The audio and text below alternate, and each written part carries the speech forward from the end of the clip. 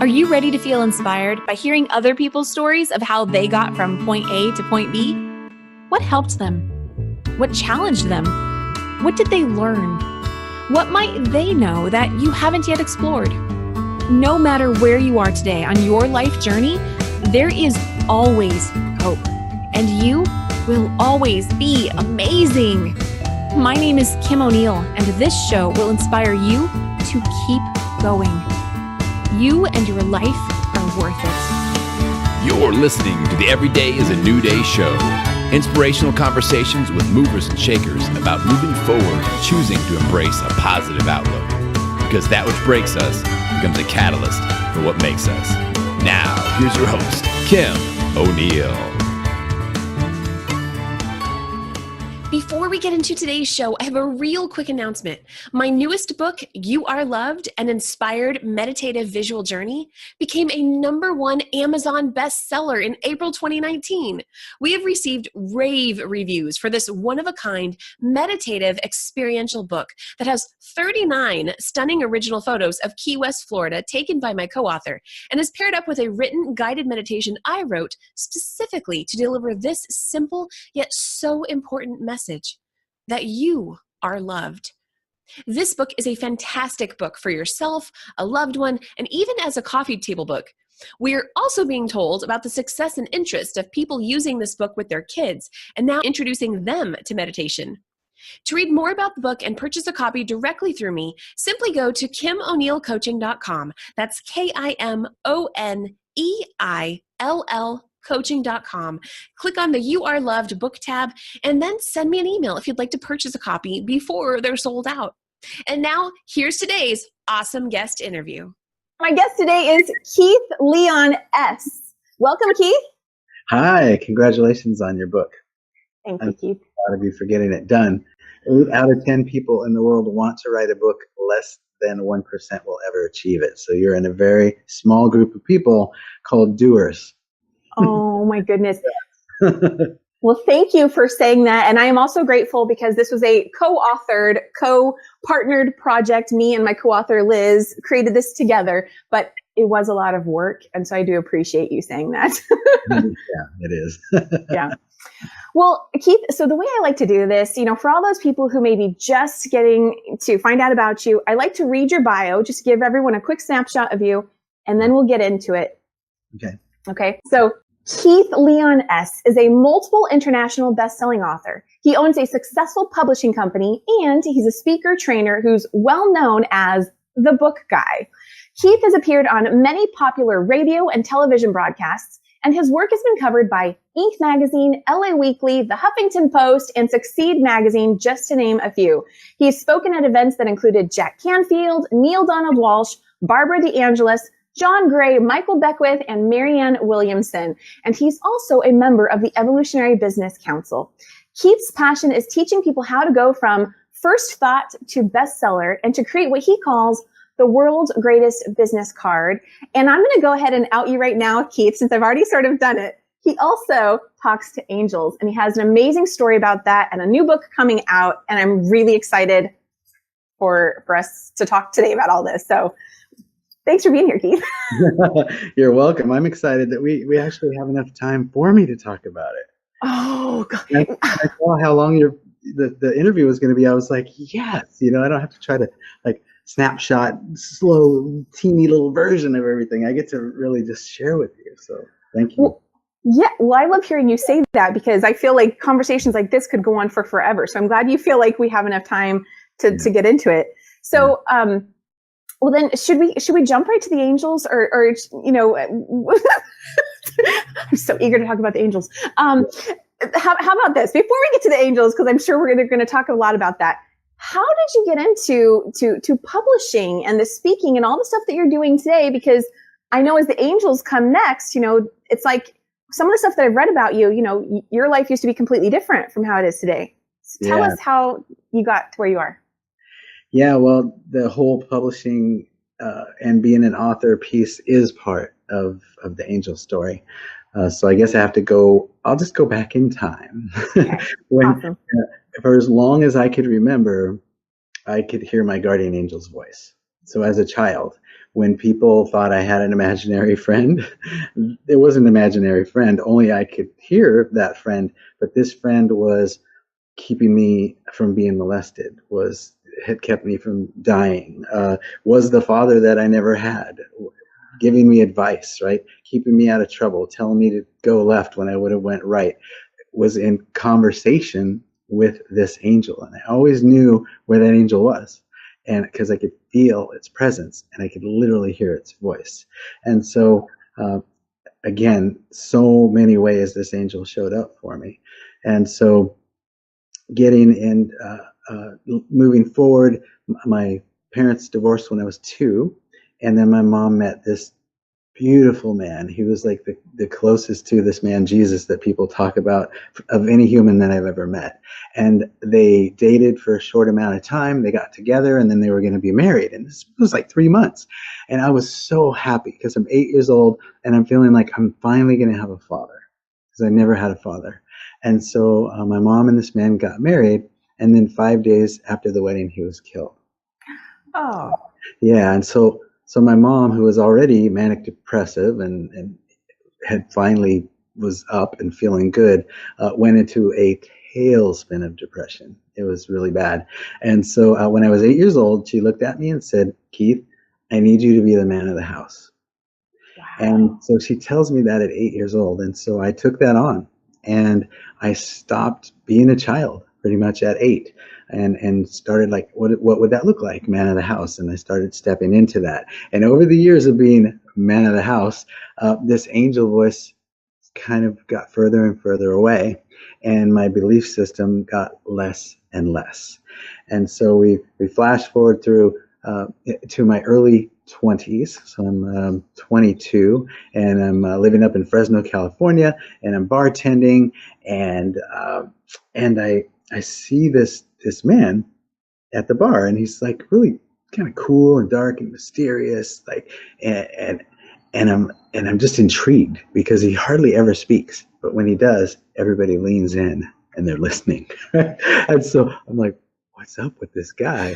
So I start to talk to him, and I start to know him a little bit, and finally I just say, "Hey, you don't want to hang out after work?" And he's like, "Sure, Keith, yeah, let's do that." So we go and we hang out after work, and as we get to know each other, he starts to ask me some questions like, "Hey, what do you think of psychics? Or what do you think of this? Or what do you think of that?" And he soon realizes that my belief system is, minimal at best. And so as we get to know each other more, he says, "Well, do you trust me?" And I said, yeah, I do. And so I had this ring on that my stepfather, when he died, he had it on, and my mother had given it to me. Okay. So I had been wearing that. And so basically he wore it, he passed away, and then I wore it. And so he said, "Can I see that ring?" And he put it in his hands, and he did what's called a life review.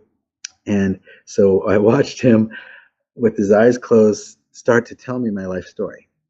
And I mean, everything about my life story. And then at one point he goes, oh, and he stopped and he gave me the ring and he said, "I could have went my whole life without seeing that."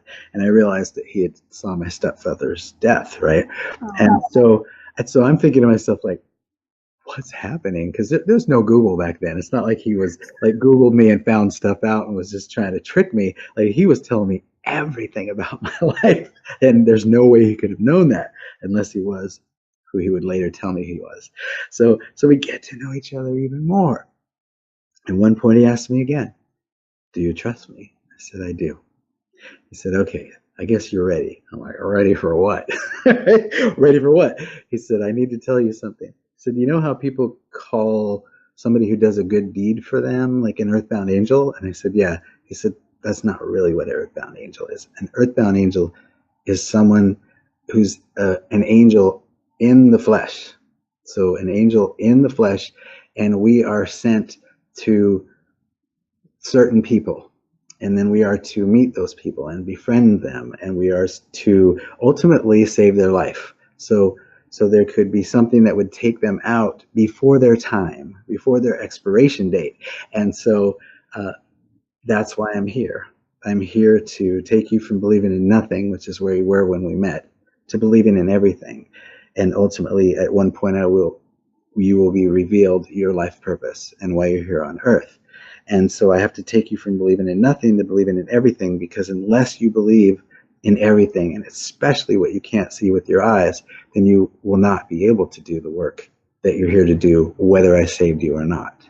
And so he spent the next about a year and a half, well over a year, being the dad I never had, taking me to do things, on journeys, and teaching me to believe in everything. And the way he would do that was he'd just show me miracles. Like, I got to see miracles happen in front of my eyes, and I was so dense. I would see a miracle on Monday, and by Tuesday be going, nah, I would talk myself out of it that I had even seen that miracle.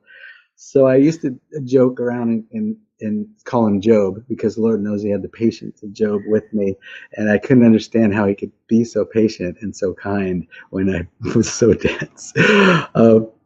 So all this, of course, extended version is in the book, and I talk about all the miracles that he showed me. I share those. We certainly don't have enough time for all that, but he did ultimately do two things. He did save me from dying, which I would have OD'd, because that was my deep dark drug phase, right? And so I would have not been here because of that. But shortly before that, he facilitated an out-of-body experience. And so he was a mechanic, and he had this one of those little screwdrivers that they keep in their pocket. Have you ever seen it? It's like a little mini screwdriver. Yeah. He gave that to me when he left one night and said, before you go to bed, I want you to take that and put it on you. So if you wear a dress shirt, you put it on the pocket, whatever you do, put that on you. It's our connection. So I'm like, okay. All right. So I put that on and I go to bed, and then I'm laying in the bed and I become awake, and it's like what would feel like a dream, only I felt more awake than ever and more in control than ever. And so I'm like, well, this feels weird. And so I raised up out of my body, and then I turned and looked at my body laying on the bed, and I'm thinking to myself, I'm so awake right now. Like, this isn't a dream, but this is crazy because I'm down there, but I guess I'm up here too. Then he appeared, and he's like, are you ready? And I'm like, ready for what? Ready for what? And he goes, let's go. And so he takes my hand, and we raised out of the ceiling of the house, up over the house, up, fly over the city, out into the woods. I see like a fire, and we come down to the fire, and around the fire are beings of light, are avatars, are people, are ancestors of mine. And they're all around this fire. And so they told me in detail my purpose in life and why I was here and what I was to do and everything. And so I remember going down, and I remember them. I remember what the first one said, and then I remember coming back out of there, flying back, coming down through the ceiling, being over my body, still going, this is crazy because I feel more awake than ever. And then he said, I'm going to go now. See you tomorrow. And I'm like, okay. And so I dropped back into my body. And then as soon as I did, I sat forward in the bed, and I was like, that was not a dream. And it was intense, and it was crazy, and it was like the coolest thing ever. So the next day when I saw him, he's like, so what happened last night? And I'm like you don't know, right? Like you were there. And I said, but I have one question for you. And he said, why? I said, why can't I remember anything other about the people at the fire? Like, I can only remember what the first one said, my very next step that I need to do. That's all I remember. Why?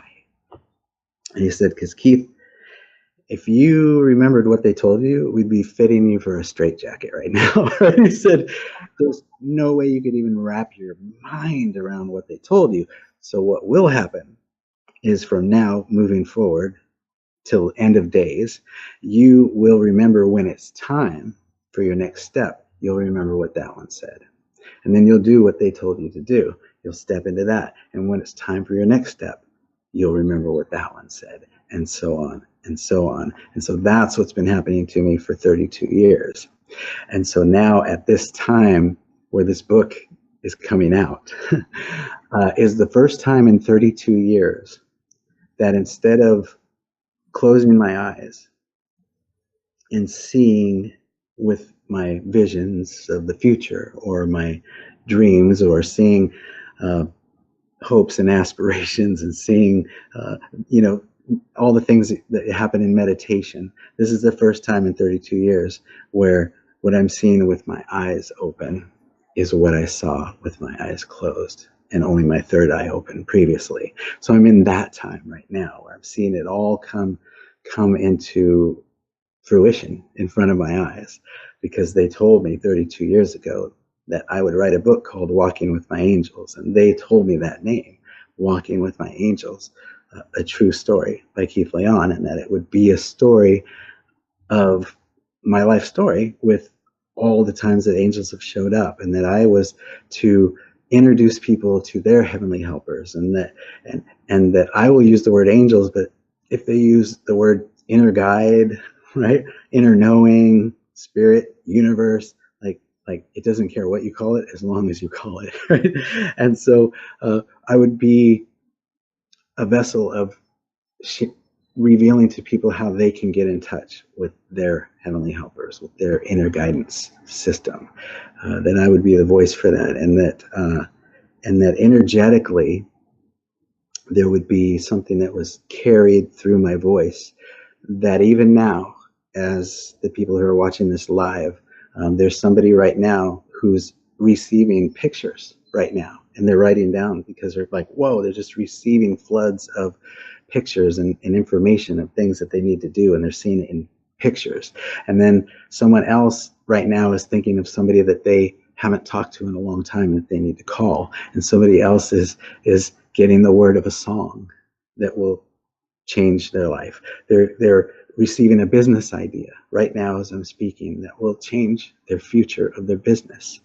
And even if nothing feels like it's happening right now, you are downloading information that will come to you in the dream state or later, right when you need to have it, because it's coming through. And that was one of their promises to me, is that every person that heard the sound of my voice would raise to their next level of vibration, if you will, ascension, right? Their next level of, I've been helping people get to their next level of business in the business world. When I sing, people have healing. They have healing in their body when I sing a song. I mean, if you told me that when I was 22, I'd have been like, yeah, all right, okay. But so it's an exciting time, and that's kind of the snapshot version of how that all came to pass. So the books, that was a part of it. Part of it was that my wife and I were to write our first book, The 7 Steps to Successful Relationships, and then that was supposed to fail so that we would learn what that was like. And then the second book, that I would learn from that and learn how to ask in a way that would make it so that people would be able to say yes. Instead of me making it hard, I would make it easy. And then that I would have the guts to ask people who were the famous New York Times best-selling authors of the world if they would teach me. If they would teach me what they knew, and that they would everyone that I asked, take me under their wing and teach me everything they knew, so that after that book, Who Do You Think You Are? Discover the Purpose of Your Life, I ended up with the 3 mentors I always wanted, and I ended up with all the knowledge from all those people in the book, the top speakers, trainers, marketers in the world, and authors in the world, and they all took me under their wing and taught me everything they knew. And then that's why when I started speaking and sharing that story, people would come up and go, aren't you the book guy? Aren't you that book guy? Aren't you the book guy? So when I say they call me the book guy, I mean literally they gave me that name. I didn't think of that. They just kept saying book guy, book guy, book guy. And I was like, I get it. Now I'm supposed to teach people to write their books so they can get their mission and their message out to the world, because I'm the only person that has all the information from Jack Canfield, Bob Proctor, John DeMartini, Chris and Janet Atwood, Marcy Shimoff, right? Like, I'm the only one that has all that information, so I'm supposed to teach people to get their mission and message, and I would help people write their books. And then at one point, when I found out that was like herding cats, getting people to actually write their book, that I would download a process called the You Speak It process, where you don't have to write a single word. Show up to 7 phone calls, we get the information we need to create a book for you. That didn't come from my mind. That came from, how can we be of service to the people who need to have a book? Oh my gosh. How can we do that? How can we make it so easy and so affordable that anyone would be able to do it so that we can really be of service? That's the right question. We started asking that, started downloading ideas, writing them down. Sooner or later, we were looking at the paper going, if this works, oh my goodness, right? We just reinvented the wheel. So that the book, that Who Do You Think You Are book led to all of that, right? And then, which led to You Speak It. And now we're able to help people without even having to write a word to have a book. And then I teach all of the people that work with us how to use that book as a business card that will grow their business, and how to get on stage, how to get on TV, how to get on radio, because it's all about what I call right asking. There's a way to ask any question that you ask. And one way will be hard, and one way will be so super easy for people to say yes that they will. And that's what I came out with on the other side of the Who Do You Think You Are book project. Before that, everything hard. I was needy. I felt like I needed them to take me to my next level. So I'd show up needy. And if you're in a relationship with someone that's needy, what do you want to do? Get away from them. I repelled all the greats one at a time. I did. And then on the second book, not needy, in my power, asking in a way that they could say yes. One of those people, I went and told them, hey, remember I met you at the event years ago? And they were like, oh, I wouldn't even have known that was you if you didn't tell me, because you are two different people. You know. So okay, Keith. So I could hear. I want to hear everything you have to say. I want to kind of go back a little bit though, because you've said so many awesome things so far. So the whole piece about divinely guided, I mean, for many years I've gotten that concept, but I personally now feel like I can say I know exactly what that means, because that's exactly what this was. We've been saying that from day one. We just knew this is a divinely guided project. This book was meant to happen. And so I love hearing you say that, because it was such a unique experience for me. It was a joint inspired collaboration here, but we each had our own experiences. And for mine in particular, it was like this email came in and I all of a sudden got this idea, and I, connected with her and let's do this. And then next thing you know, we're literally like going full force and publishing a book. And it was like, oh, so that's what inspired action really feels like. Yeah. It was amazing. So, okay. So I want to ask you questions that, of course, have just come up for me based on what you've already shared, but also questions that I can imagine other people who might be in that space of not knowing if they believe in angels might be wondering. And so going back to the man that you met, who you spent a year with, and he, and thank you for sharing that, because actually that was one of the questions I wanted to ask you. How did you go from not believing in anything to everything? Yeah. So who did that man end up being? Is there more to that story? It's in the book. Is it in the book? Yeah, to be revealed.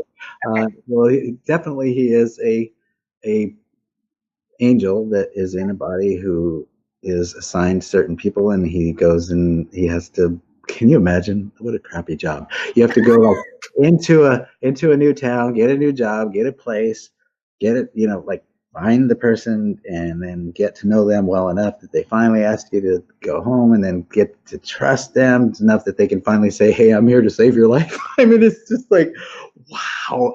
I said, what, who did you wrong to get that job? And he was laughing so hard. He's just like, no, I mean, well, it's a blessing. And yeah, you get it. It's not an easy job. So that's an interesting question. So who was he? Because I talk about my guardian angel that I could hear when I was a child, and I talk about this angel, and then I talk about another angel who was present at that time with me at the same exact time, but they were never in the same place at the same time. And then there was a guy that at one point, at a really low point, even when I was with the angel, something happened that was so devastating that I found myself on a freeway overpass with the leg over, gonna jump, and a man grabbed me and pulled me down.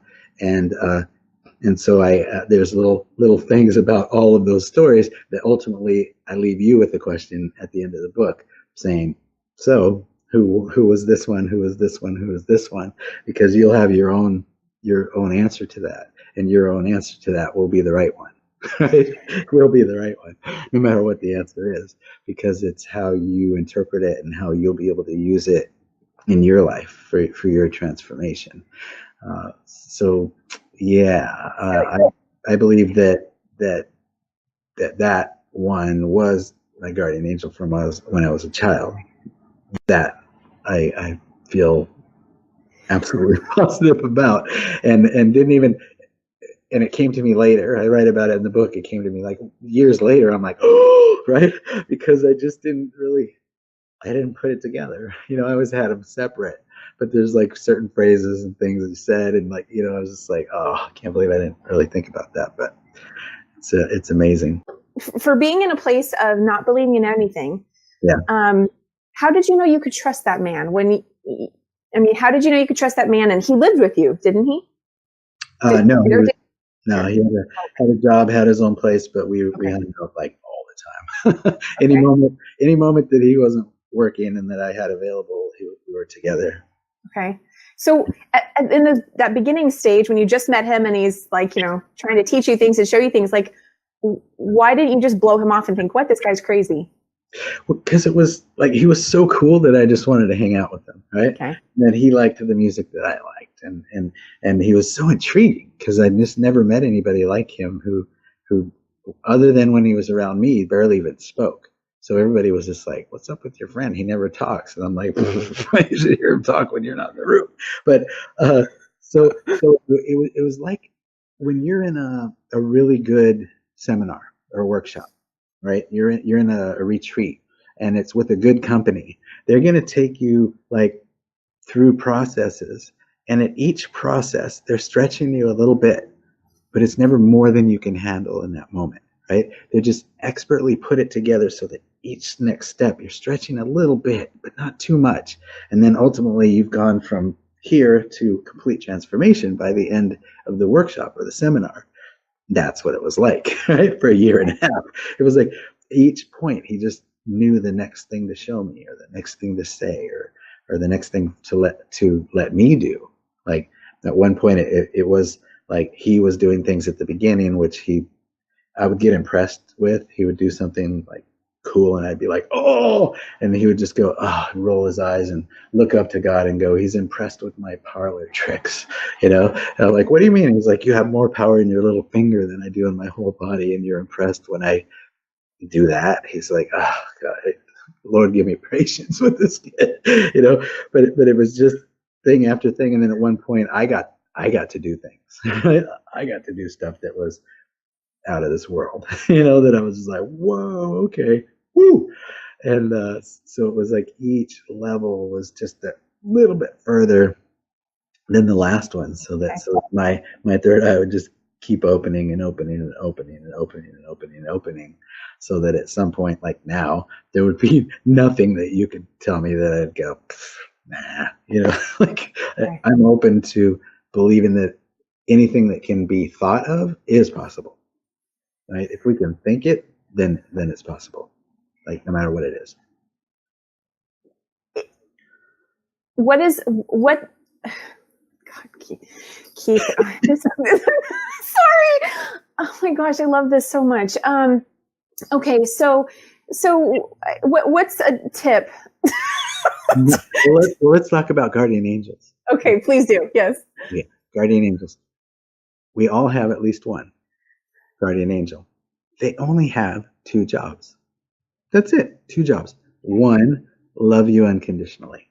There's nothing you could do that would make your guardian angel not love you. 2, get you to your predetermined expiration date. Right? There's a time that you are supposed to be here until, but this is not like 1930 where your greatest chance of it would be like getting a gunfight or get ran over by a horse-drawn carriage. There are so many moving parts now in the world, right? We're taking planes and trains and driving in automobiles, and there's people driving around like crazy men, and there's like shootings. Like so when you hear or see something that you think like, whoa, that shouldn't have happened, like you swerve in a way that you're like, I'm not Mario Andretti. There's no way I should have known how to do that, right? All those things are angel intervention, right? To keep us here when a mom lifts the car off her child, right? They call it, scientists would say adrenaline. I would say, yeah, okay, probably the angel stepped in. So that they really only have those two jobs, and anything other than that, we must ask. Because we have free will, they are not supposed to intervene other than, I love you unconditionally. I'm here to get you to your predetermined expiration date. Anything more than that, you ask, and then they will support you and they will help you. And so that's when people start to get into asking their angels, right? Then all these miracles start happening. And the way that I explain that, it's like the radio station, right? The more, especially the old kind with the knob, the more you tuned it in and fine-tuned it in, like the clearer the signal got. I would say that when you start believing and focusing on your inner guidance system, on your angels, spirit, God, universe, whatever you call it, you just put a focus on that, then you start to see just how much it shows up in your life for you. And you'll start to recognize all those times when, I probably would have done that, but I got a hit to do that. And then now look what happened. Oh, I'm getting assistance. And then because it happens as we believe, and that's the one thing that, Jesus said over and over again that I think some people missed, right? Is that it happens as we believe. So what we say comes true. What we say comes true, but only every time. If you really kept a journal and kept a track of that, what we say comes true only every time. So the more that we are focused on that and understanding that and mind our words and then put our intention towards things that will be in service to others and in service to moving us to our next level of ascension or whatever you want to call that, then you just start to see like how much it shows and how much faster things manifest in your life. So would you say belief is the one thing in between asking your angels for something and it not happening is because we didn't hold that belief? Or could there be another reason why maybe something didn't happen? Or like, how would you answer that, right? If someone's saying, I've asked my angels and this thing never happened. Mm-hmm. Yet. Yet. Okay, right. Okay, so maybe not yet. Yeah. Absolutely. Never happened yet or will happen because it always happens in one way or another. Could have happened and we missed it because we weren't truly looking for it because we were expecting to see it another way, but it came another way. I think it always comes to us greater than we could imagine it. So if we put it out more as a feeling tone or a best possible outcome rather than a black rock, right? Or something to come to me that will take me to my next level, right? Black rock, something that comes to me that will take me to my next level. Could be this video, could be the book that I wrote, it could be Neale Donald Walsch's book, it will show up in ways that maybe weren't the exact way that we thought it would. So rather than being attached to the outcome, be more in tune with the energy or how it feels. Is that what you're saying? Yeah. Be more in tune with the result. The result, okay. The result of what you like to happen as opposed to why or how it happens. Okay. Yeah. So like when I wrote the book, Who You Think You Are, and I was like downloading like how to reach out to these famous people to get a yes, right? That didn't come from me. And one of the things that came was my wife and I created this thing we call best possible outcome. So before I would create this email, ask the way that they told me to do it. And then I would sit there and visualize, like in the movie The Secret, every time they wished something, that wave went, right? Yeah. I would visualize when I hit enter, send on the computer, I saw that wave go out. And what I had done before that wave was a process where we call BPO, best possible outcome. And that was, I'm sending this email now to Bob Proctor. What's the best possible outcome of me sending this email? I could limit it and say, Bob says yes to being in the book, right? So that would be one. But if I focus on what's the best possible outcome, it was, Bob feels why I'm doing this book. Like he feels why I'm doing it. and we have a great connection together. And at the end of the phone call, I see both of us so happy that we had that time together. And so those are about qualities instead of he says yes. It's about qualities, how I was going to feel, right? And what the result would be for everybody if he was a yes. And so I put the wave out with that. And I got feedback from them, from the actual people, about, oh, I loved when I connected with you because I felt like this and I got this, this, and this. And what they said was the BPO that I did. Nice. Right? And that's where you go, whoa, and you get the chills from your You're just like, oh my goodness. Okay. I get it. Let's keep doing this, you know? Oh, okay. Thank you for adding that extra detail, because I think, many of us, we may have studied, manifestation techniques and law of attraction and vibration and all these different things, but still have different techniques of how we put it into practice. And I love hearing other people's description of how they do it, because I feel like sometimes that can give just the right little edge to someone who may be thinking, something's off or something. So thank you. What we believe is the most important thing, right? Jesus was like, it happens as you believe. And I was just like, even as a kid, I was like, well, that's pretty clear. Like, as we believe, it's done unto us. And then I would hear, people preaching, and they would say that the woman said, heal me. And he touched her and she was healed. And then she said, thank you for healing me. And he was like, no, I didn't heal you. It was your belief in me that healed you. And she was like, no, it was you. Right. And there's like so many times this guy said, no, man, it's you. Right.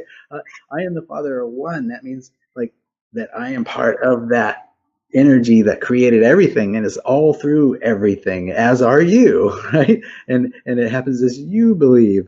Right. And as I believe I can walk on water, I walk on water. Right. You could do that too if you only had the faith of a mustard seed. He said like a million ways. And I think people miss the message and say, it was him, when the whole time he was saying, it was you, it's all of us, right? It's all God. Everything is that thing that we're calling God.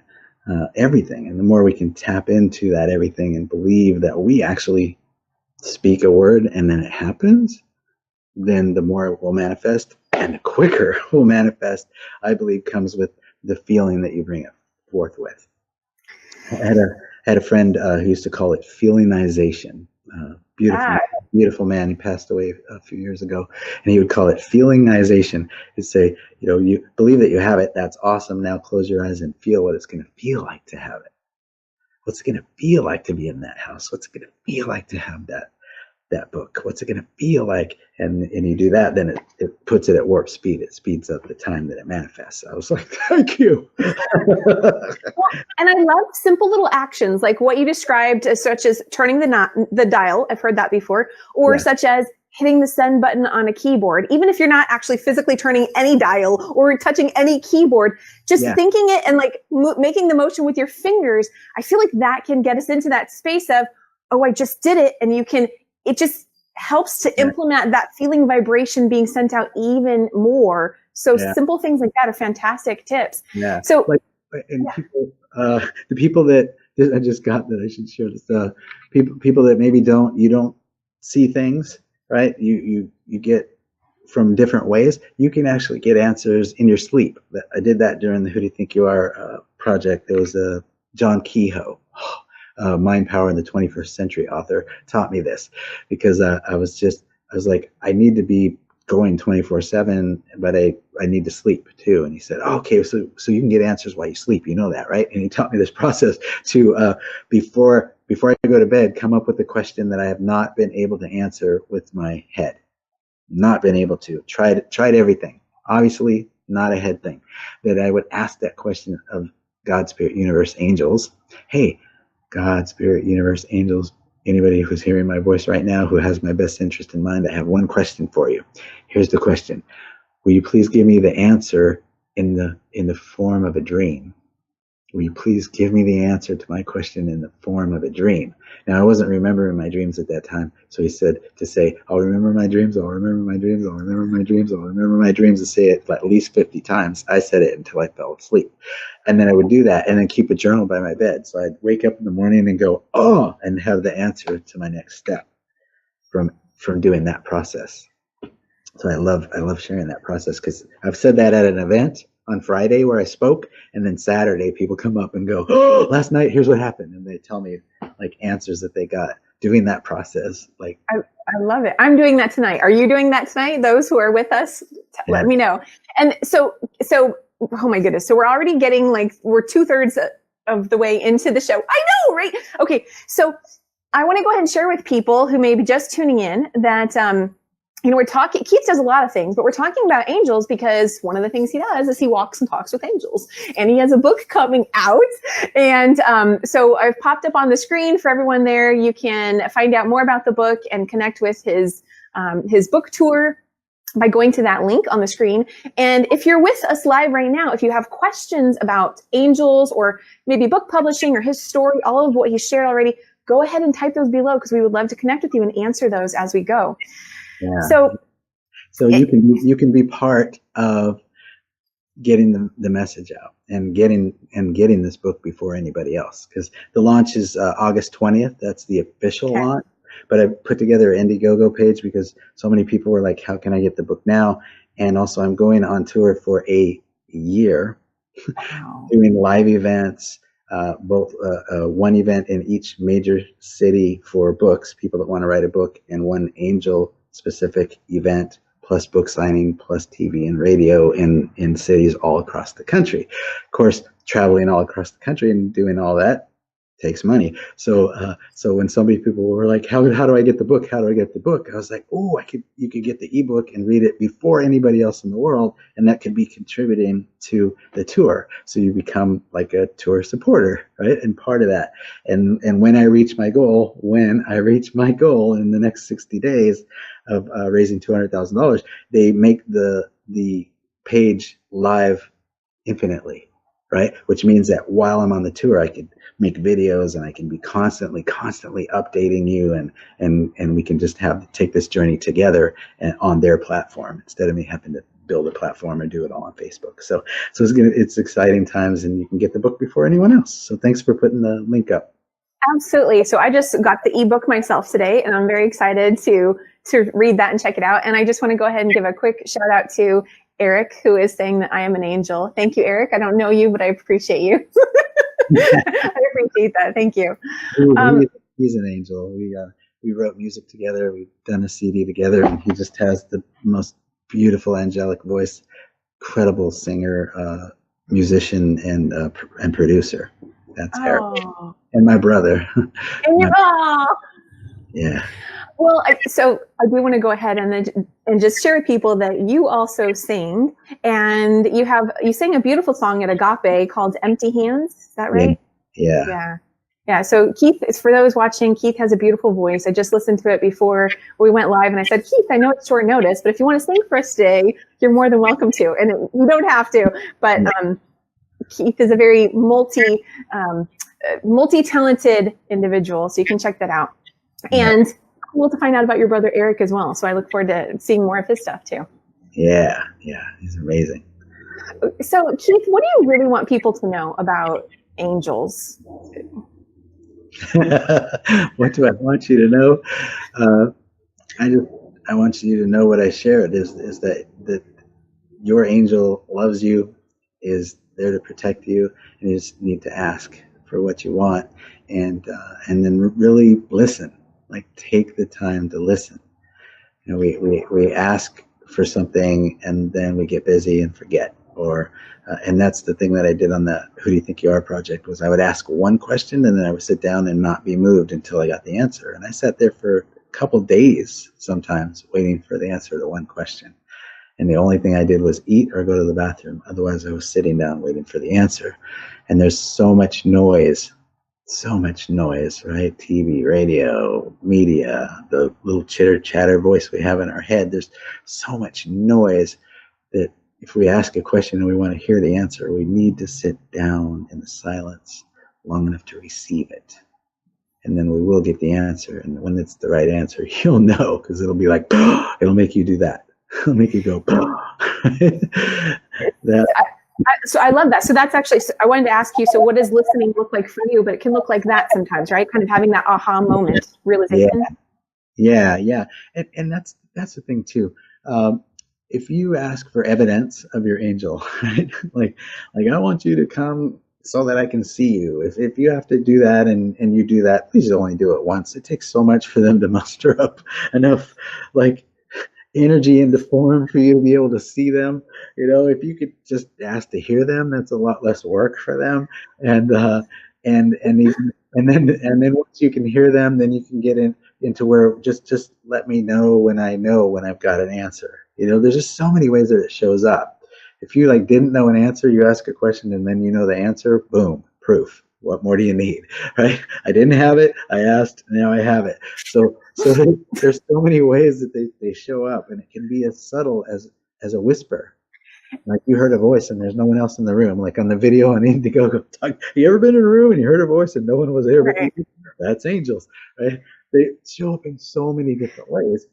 And now that we're having this conversation and you put your focus there, whether it be today or for the rest of your life, and you start to think, I'm going to pay attention now to how the angels are showing up, you'll start to see evidence everywhere you look. Okay, again, so many questions. Okay, one question at a time. So for instance, the other day, I totally believe in angels, and I've been talking to my angels and guardian angels and spirit guides and all this for the last couple of years or so now. But the other day, I had an awareness that my dad, who's deceased, was trying to communicate with me. And I said out loud, in a whisper, I said, what are you trying to tell me? And, it took a while. I wasn't sure, and I was busy doing something, so I wasn't focused on it. And soon enough, within an hour, I got the answer. But I had then a follow-up question to it. And I don't know if you can hear it. Are you hearing feedback? No? Okay, so I don't know if our audience can hear it, but I apologize if you can. So I asked a follow-up question to it, but only in my head. I did not say it out loud at all. And within, I don't know, a matter of minutes, maybe it was seconds, it happened pretty quickly. I got the answer, like literally on a piece of paper in front of me. And I was working with a lot of papers at that moment. And I literally got the answer on a piece of paper in front of me. And so then I was like, wait, what? And I was like, really? And I was thinking, okay, well, show it to me 3 times. And it happened. I got the same answer in different forms 3 times on 3 different sheets of paper I've never seen before. And the third time, it literally had, this word that was my answer, but then it also said 3 out of 3. And I was like, oh my gosh. so I knew that okay, they answered me. I got my answer. But then of course of course there was that part of me going, okay, come on, really? So then when I asked again, I said, okay, no, if that's really true, show me again. And they didn't show me it again. I'm like, are they frustrated with me? Because I keep asking for more proof. Yeah. It's what more do you need? We're done. Right, yeah. So my question to you is, do they get frustrated with us? Of course. They still have that, what we would call human part of them. It's like, oh my Lord. Sorry. Oh my Lord, what did it take? Like I said, my angel, he would lean back and go, oh, like he's impressed with my parlor tricks. And I thought it was really cool. I was like, he could move something across the table without touching it. That's pretty awesome. He's like, oh, Lord. So, okay, now are all angels earthbound angels? I would think no. No. And how do you explain that? Guardian angels are with us. They're etheric. They're spirit world, but they're not. They're here, there, and everywhere at the same time. Like Archangel Michael. Everyone's asking Michael for support. How can Michael be helping everybody at the same time? Because he doesn't exist on this plane. This is like a whole different thing. He can be everywhere at one time, just like God can. So, but earthbound angel, the way that I'm teaching, and I've shared what a true earthbound angel is with famous angel people, and they were like, earthbound what now? Like what? Wow, that's so cool. I made their hairs stand up on their arms, right? Because they didn't necessarily know that what I'm talking about is like that angel gets dropped in a body and has to go around and do this work. So that's the angel, that earthbound angel that I'm sharing in this book that hasn't really been talked about before.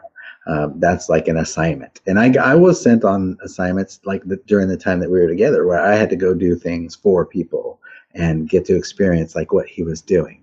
Can you give us an example of that? There was a guy at work whose grandmother died, and I was like compelled to say, hey, can I come to her service and be there for you? Oh my God, that would be so beautiful. That'd be great. I didn't know why. I hated funerals more than anything. So I go with my buddy Larry, who you'll read about in the book. I go with my buddy Larry, and we go to this guy named Ted's funeral. And at the funeral, I didn't know his grandmother from anyone, right? But I'm just like, oh my goodness, I'm feeling like so much grief. But I'm trying to let it go. So at the end of the service, you know how the family stands in the line and people go through the line, and it's like the hug line. So I get compelled to go in the line, and Larry's in front of me. And so I get up to the line, and I notice that all the family members are like, and they're like barely holding it together. And they're all trying to process it in their own way. And so everybody's trying to process it in a different way. And one guy looks like he's about to fall over. And so I go through the line, and I hugged each one of them. And when I hugged each one of them, one at a time, I hugged them, and then I felt what they were feeling, all that swirling energy that they were feeling that was messing them up came into me. And then I went to the next one, and I hugged them, and everything, all that crap poured into me.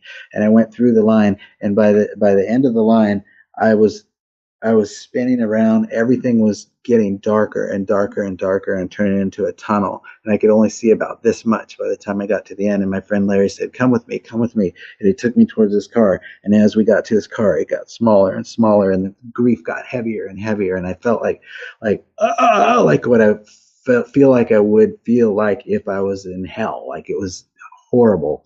And we got in the car, and then he just started praying. You know, he was just like, God, okay, he's done what he's here to do. He's done the work. You need to release him now. Angels he was calling everybody of the light to pull all this stuff out of me, and he just like kept praying and praying, and then it just got bigger and bigger, and I got lighter and lighter, and then 15 minutes, 20 minutes, however long it was later, then I was just like completely wiped out, but at least I was feeling okay, you know. But I remembered right when he said, come with me, and he started pulling me towards the car, I remembered looking back at the line of the family, and everyone in the family was going, hi, oh, it's so good to see you. How are you today? And they were just connecting with their hearts, and all of their pain was gone because it had all poured into me. And so I was like, why I'm at this funeral, I wasn't asking once I got into Larry's car why I was there. So there was some reason that I was supposed to be there to pull that energy from them so that they could, I guess, be present with the people, or whatever reason. That's what happened. And because nothing happens by accident and everything happens for a reason, it was part of what I needed to do, yet another thing to prove that there's more than the eyes can see, that everything is energy, and that energy can be exchanged. There's so many things. There's different timelines. Angels can pull the darkness out of you anytime, as can God, Spirit, Universe, Jesus, whatever you want to call it, right? Can pull the darkness out of you. You need only to ask.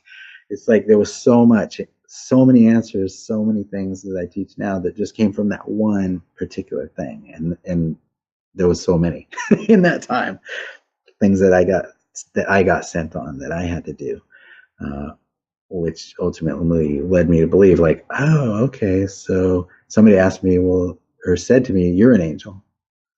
You're an earthbound angel. I remember them saying that to me some years back. And I was like, huh. Right?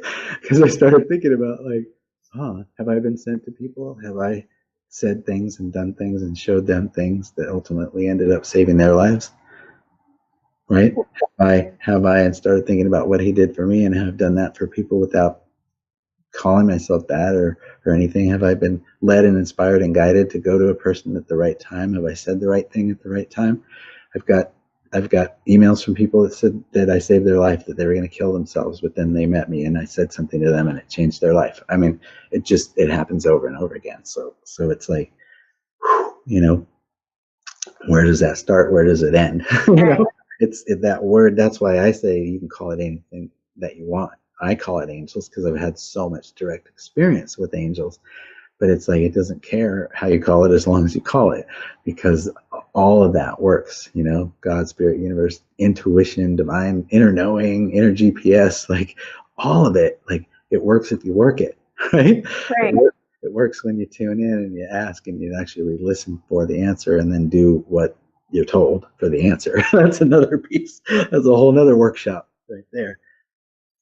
Well, our live audience is loving your message, Keith, and so do I. So it sounds like, of course, definitely got to read the book. I'm excited to read your book. We'll get a lot more of your experiences and answers that you've just, I guess, come up with in the book. But it sounds to me that angels come in many forms, and we may not know necessarily the answers to all that, right? So pondering if you are an angel or someone else might be an earth angel.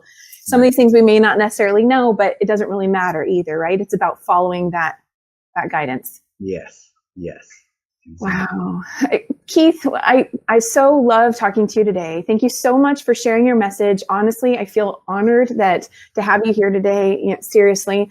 And as we wrap up here, is there anything that you haven't yet shared that you would like to leave our audience with as a parting message? Thank you for asking, because and all the people that are out there right now that know me, they know what's coming, because ever since all this happened to me, I came out with one message, and I've been saying it at every event, every interview, everything that I've ever done ever since. And so what I want to tell you is that you make a difference in this world.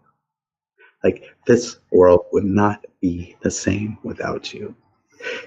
You could have saved someone's life today just by saying hello to them, because they felt like they weren't seen, and you saw them, and then there's something that shifted. People assume that we know that we've made a difference in their life, so they forget to tell us. They just think we know. And so what I want to tell you is, for all the people who forgot to tell you that you made a difference in their life, I'm here to tell you, you do. You make a difference. So thank you for being the gift of you. Truly, this world would not be the same without you.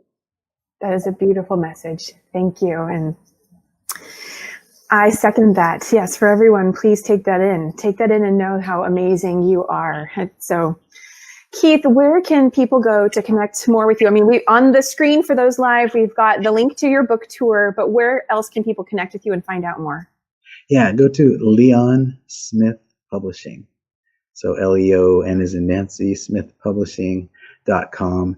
And that will share with you the work that we do. It'll share a bio of my wife and I own that business together. And there's a contact form on there if you want to send me a message.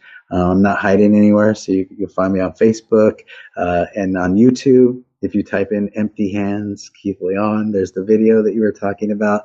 There is music out there if you're looking for it from me.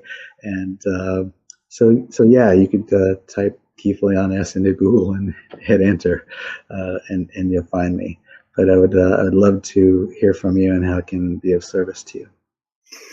And Keith, I want to just say, for the caliber of people, or celebrity level of people that you've dealt with and everything, I just want to say thank you for being so down to earth and approachable and relatable. And that's not saying anyone else is not, but I just want to say it's a beautiful energy that you also bring with you and connecting with those that you connect with. So I just thank you. Thank you. Thank you. Thank you for having me on. Absolutely. And thank you to all those who are with us live, as well as on the replay. If you tuned in later into the show, of course, you can watch the video replay here on Facebook on the Every Day is a New Day show and coaching page, which is at Kim O'Neill Coaching. You can also find it on iTunes after today, and of course, YouTube and different places. So I do encourage you to watch the entire thing, because Keith shared so much with us today. And just remember that no matter where you are on your journey, does not have to be where you are tomorrow. Every day truly is a new day. And Keith shared with us a beautiful message about angels and how all we simply have to do is ask and then start to listen and receive their message and receive their help. And it's such a beautiful message. So with that said, thank you for being with us. We will see you next time. Bye for now. Thank you for listening today. If you found value in this episode, be sure to rate and review it on iTunes and subscribe so you can continue to be inspired and feel supported on your journey forward. Remember that every day truly is a new day. The more you practice saying yes to yourself, being open to your life's gifts through your lived experiences, the more you find yourself in the rhythm and flow of life. And that's just the beginning of how much more beauty is ready to unfold for you. Subscribe to the Every Day is a New Day show on iTunes and connect with me after the show over on Facebook on the Every Day is a New Day show and coaching page, where I also go live with many of my guests on Wednesdays at 6 p.m. Pacific Standard Time. Or follow the show on Instagram at Every Day is a New Day show. Let me know what you're taking away from today. I'd love to know. I'm your host, Kim O'Neill, and I look forward to connecting with you next time.